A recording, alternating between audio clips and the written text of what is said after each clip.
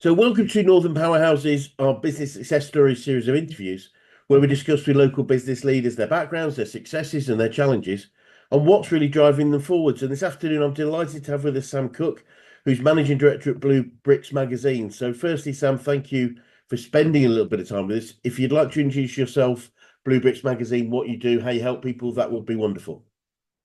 Yeah, thanks, Chris. It's nice to be here. Normally, when I do podcasts, getting interviewed for quite a lot of podcasts, it's all property and property Yep, investment related stuff. So I'm actually really looking forward to having a bit of a different angle to talk about with business. brilliant. So my name's Sam Cooke. I'm the owner and editor of Blue Bricks magazine. Quick overview of myself and Blue Bricks. Blue Bricks is a magazine for experienced and established property investors and property developers, also the go-to place for anyone who's serious about getting involved in property and kind of wants to learn from real people on how they can get started. So the magazine covers a range of things from, case studies of interesting projects, stories of people that are very active and well known in the industry, some of the obstacles they overcame, how they got started in property, some really inspirational stories, and then advice columns on things like tax effectively structuring your property portfolio, raising finance, finding deals, all the important stuff, passing your portfolio on to your children, all that kind of stuff. We're more than a magazine, really. We're a national community of property and business people. We run regular events. We did a clay pigeon shooting day for property people, which was really cool. Brilliant. I had a lot of investors and developers there. Did an awards ceremony this year. Hired out a castle. Had 250 property investors in a castle in Chester. That was featured in local newspapers and publications as well, which was great. So that were a huge success. And then a bit about me. So I bought Blue Bricks magazine. It will have been where I was, 2024. So coming up to 3 years ago now. I Wow. used to work for Blue Bricks magazine as their marketing manager, and then had the opportunity to buy the business off the Yep. previous owners, going from the marketing manager to the owner. And that's how it all started, really. Blimey, so that's interesting. So you joined the business as marketing manager, you helped support it, and then you took it over. Yeah, 100%. Yeah, that's kind of what happened. Now, Blue Bricks at the time was part owned by a private equity firm, and that business bought and sold businesses, Yep. and kind of took the owner of that kind of took me under his wing. So I was working part time for Blue Bricks and part time for the firm. So I became an investment analyst. So I would help him to find businesses that would be suitable for acquisition, Yep. to learn how to value businesses, to learn ways of buying businesses and that kind of thing. And that's how I kind of got into the world of buying blue bricks as well. It's quite interesting actually because I've done some work in both property and obviously I work in business a lot, and there are definite crossover in the techniques for buying, certainly buying property that people use to buy businesses, which many people don't think about things like things like vendor finance and stuff, which is obviously something that's probably been a lot more common in property for a long time, but obviously it's also been used in business. Yeah, there's a lot of kind of cross-pollination and a lot of some property people go into kind of M&A, and I've seen a lot of people in M&A then go on to buy property. And a lot of the time when they buy a business, they might actually buy a commercial property with that business. So Yes. they kind of accidentally become landlords along the way. So yeah, the two do combine quite nicely. Brilliant. So you're now manager, director, and editor of the magazine. So when you were growing up, is this what you foresaw for yourself, Sam, or did you have another path planned? I've absolutely not. I had no idea I'd own a property magazine. When I kind of first started on the on wanting to be in business when I was 20, so 6 years ago now, I'd never have believed that this was possible or that I could do this. So, it'd have Brilliant. blown my mind if so what I'm doing now. Brilliant. Um, when I was a kid, I always knew I wanted to do my own thing, go my own way, have some kind of a business. Originally, that was a cocktail lounge that I wanted to open. But I had no idea that I'd kind of end up taking this route. Brilliant. Brilliant. It's great, isn't it, how we end up where we end up? And there's obviously different doors we could have gone through and different things we could have done. So since you've taken over the magazine, what are some of the biggest challenges and issues you've had to overcome?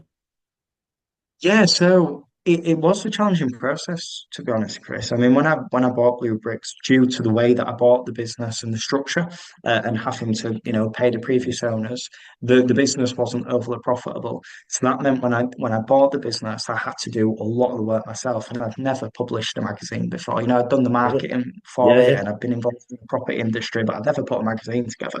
So it yeah, was kind of doing everything, putting the magazine together and getting it out, and that was a huge learning curve while trying to grow the business's profitability by cutting costs and making more sales.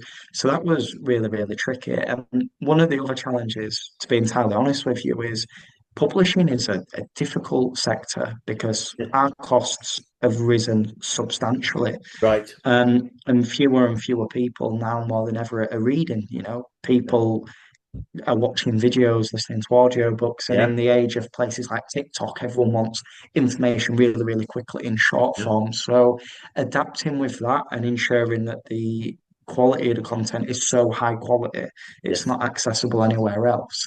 That's been quite a difficulty. Interesting. Yeah, no, I can understand that. And as you say, you sort of know it, but you don't really think about it. How the Yeah, publishing industry must have changed over time. yeah, absolutely. Because it used to be people would pick up newspapers, magazines, and Yeah, that would be kind of people's go-to for staying up to date on what's going in the market. And now people use audio or Google search or YouTube, all those different types of media.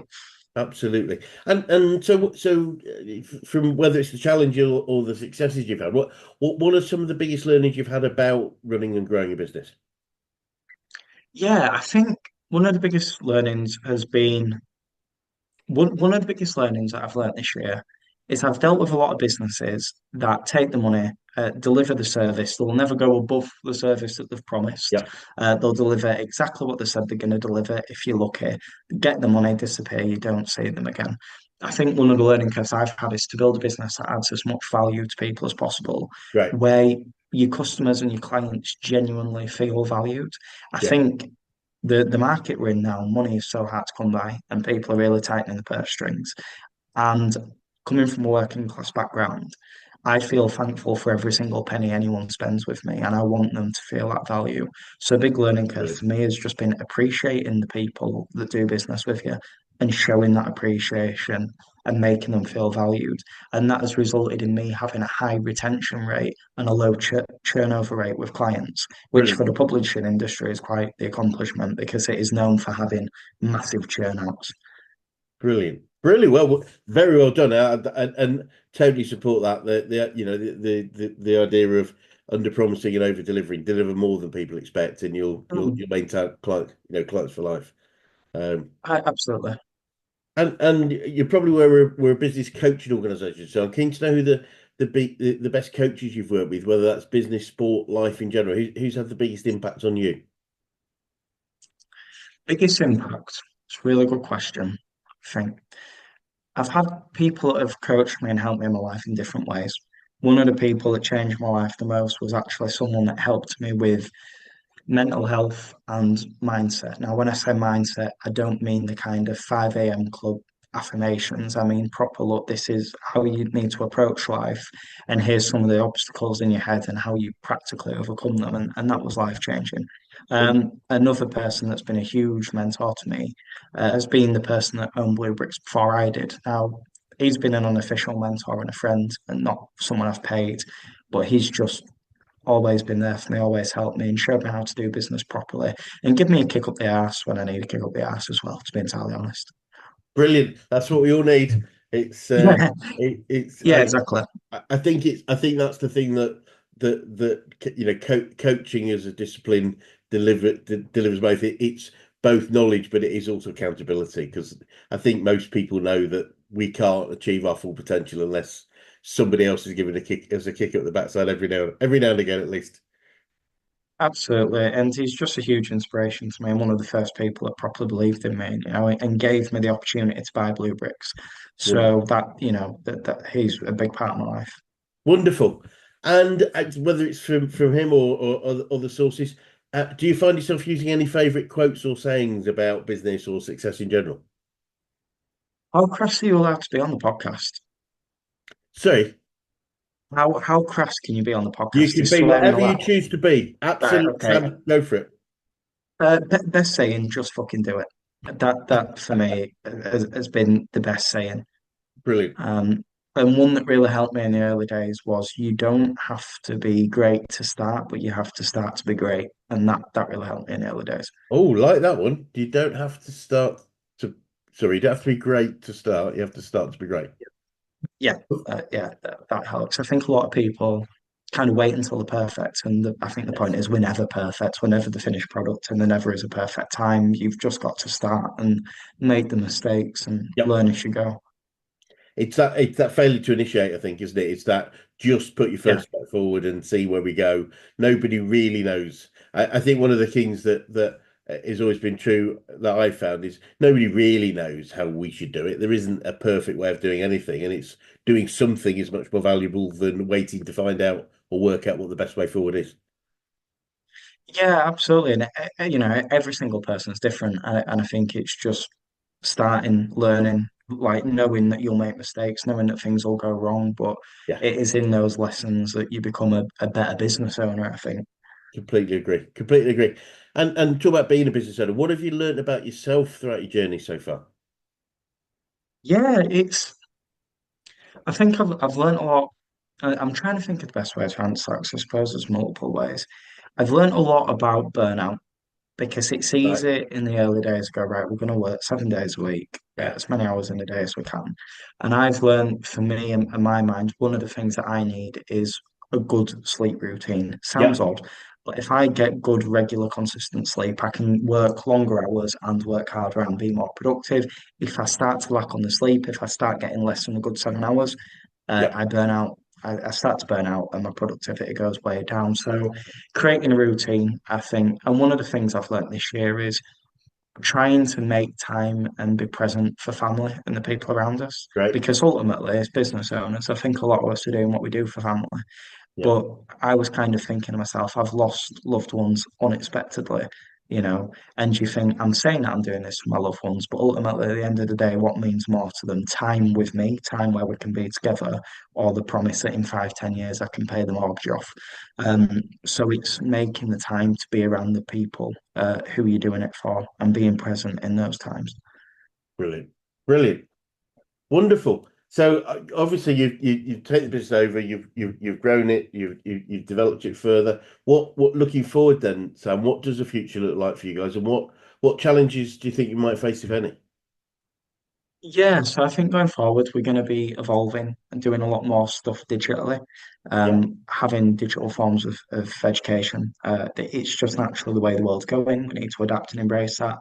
Looking at ways we can implement AI to make the business a bit more Yeah. streamlined and efficient. AI is an uncomfortable thing for a lot of people, but I think it's about trying to embrace that and utilize it.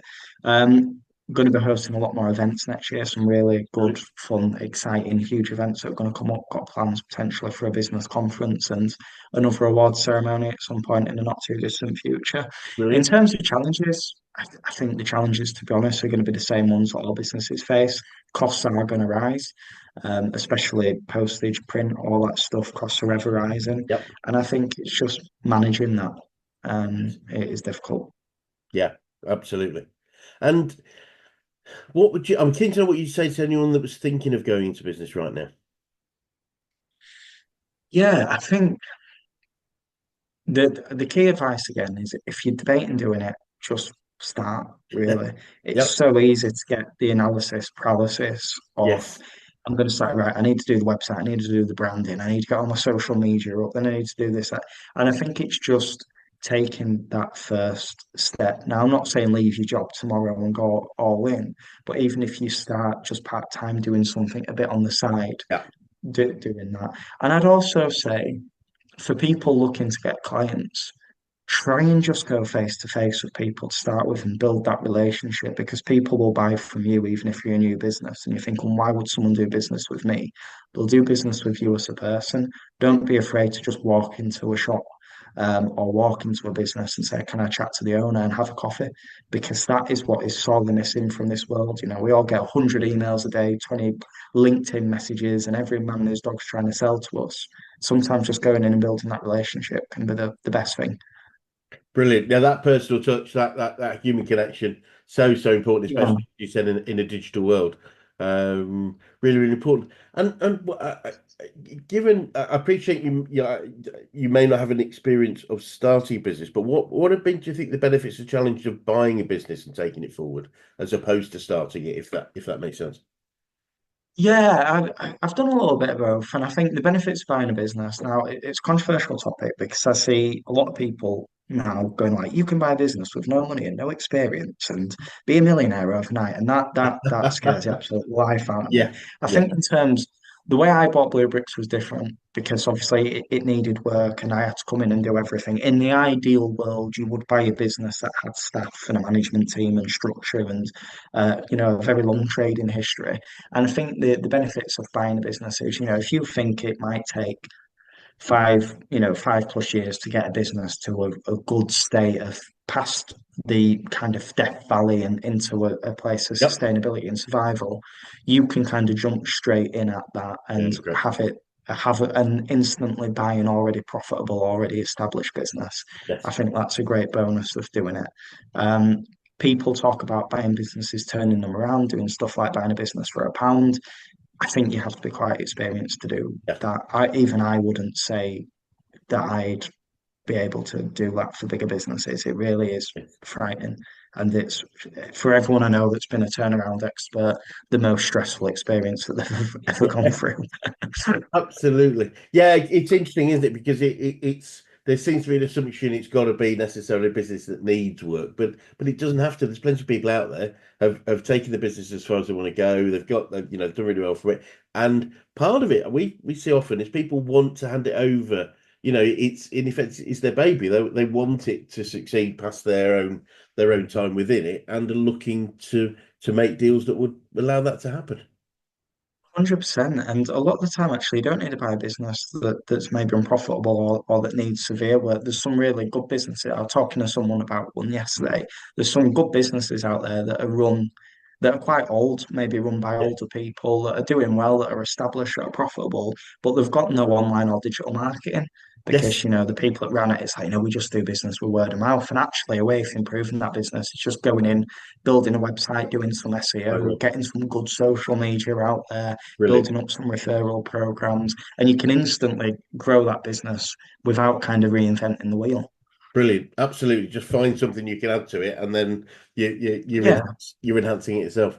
And yeah. it's anything looking back yourself that significantly you do differently over your career so far. Yeah, if I was to change anything, I would have gone all in a lot sooner. So when I first bought Blue Bricks, I kind of teetered on the edge of going because I was a freelance copywriter too. So what I was doing for my income was I was copywriting for private clients, and then I was using that as my wage and working on Blue Bricks.